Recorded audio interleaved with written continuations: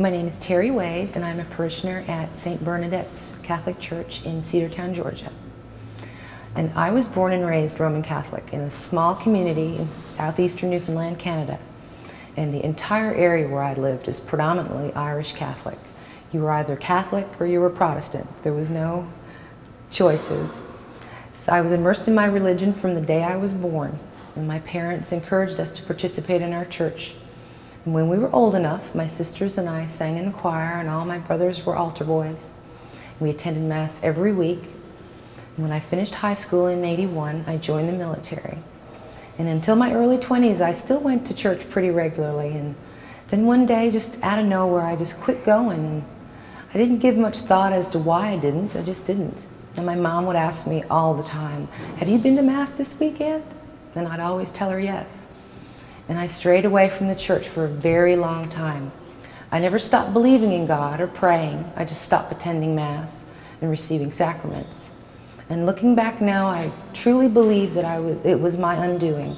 And if I was asked by anyone how I felt about my religion, I would always admit that I was a Catholic, despite all the controversy in the church at the time. And I wasn't shy about admitting my disgust for organized religion either. But I got to the point where I felt like my faith had been forced upon me, and I never had a choice as to how I was allowed to worship.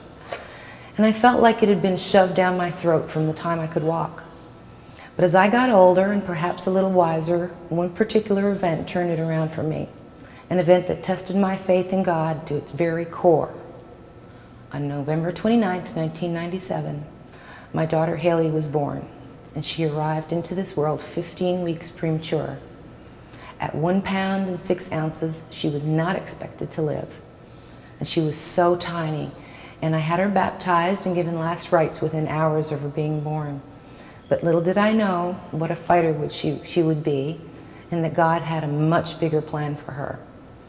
Nonetheless, I prayed endlessly for her health and protection, and I am glad to report that today she is a healthy, happy, normal 12-year-old. And even after all that, I still didn't go back to church. But it strengthened my faith immensely, and I had a part of my journey to finish. And that journey of self-discovery would span another 12 years. But here I am now, 46 years old, a little battle-weary, but here nonetheless, and the scars of my willfulness apparent to only myself. It was a long time coming. About 4 months ago, sitting on my deck, I just had this overwhelming feeling that something was missing.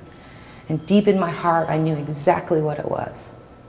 And I talked to my mom, and no one was more delighted than her that I was coming back. She'd been praying for it for years. So I found our local church, St. Bernadette's, and I contacted Father Devon, who was more than happy to meet with me. And I told him my story, and I had a great confession that day, and the following Sunday I reaffirmed my faith, and here we are. The difference in how I look at things and deal with things now has been nothing short of enlightening. My heart and my mind are happy. Coming back home was the longest, hardest, most eye-opening journey of my life.